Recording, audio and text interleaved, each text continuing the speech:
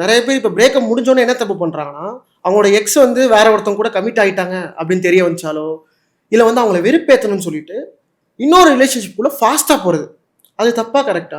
சில பேருக்கு it works. ஆனால் வந்து நீங்கள் மோஸ்ட் ஆஃப் த டைம் பார்த்தீங்கன்னா வந்து நீங்கள் அதுலேருந்து நீங்கள் ஹீல் ஆகியிருக்கவே மாட்டீங்க. ஒரு ரிலேஷன்ஷிப்பில் ஆல்ரெடி நீங்கள் அடிபட்டிருக்கீங்க, பிரேக்கப் ஆகியிருக்கு. அப்போ அதிலே நீங்கள் இன்னும் உங்களுக்கு சரியா ஆகலை, சரியாக நார்மலாக ஆகியிருக்க மாட்டீங்க.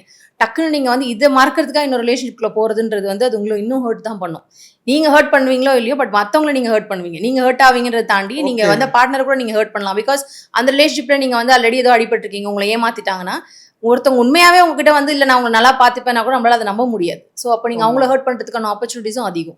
ஸோ கொஞ்சம் ஹீல் ஆகிறதுக்கு கொஞ்சம் டைம் எடுத்துக்கிட்டா பெட்டர். ஏன்னா நம்ம டக்குன்னு இன்னொரு ரிலேஷன்ஷிப்பில் நம்ம சடனாக திருப்பியும் போகும்போது நம்ம வந்து நம்மளால நம்ம மாதிரி இருக்க முடியாது. கண்டிப்பா. ஸோ ஐயோ அந்த பாஸ்ட்டும் நம்ம மறக்க முடியாது, இந்த இதையும் நம்ம அக்செப்ட் பண்ணிக்க முடியாதுன்ற மாதிரி இருக்கும். அவன மாதிரி தான் இருப்பானான்னு சொல்லிட்டு நிறைய உங்களுக்கு டவுட்ஸ் இருக்கும். ஸோ அதனால நீங்கள் தப்பான முடிவு எடுக்கிறதுக்கான ஆப்பர்ச்சுனிட்டிஸ் அதிகம். ஸோ அதனால கொஞ்சம் டைம் எடுத்துக்கிறது பெட்டர்.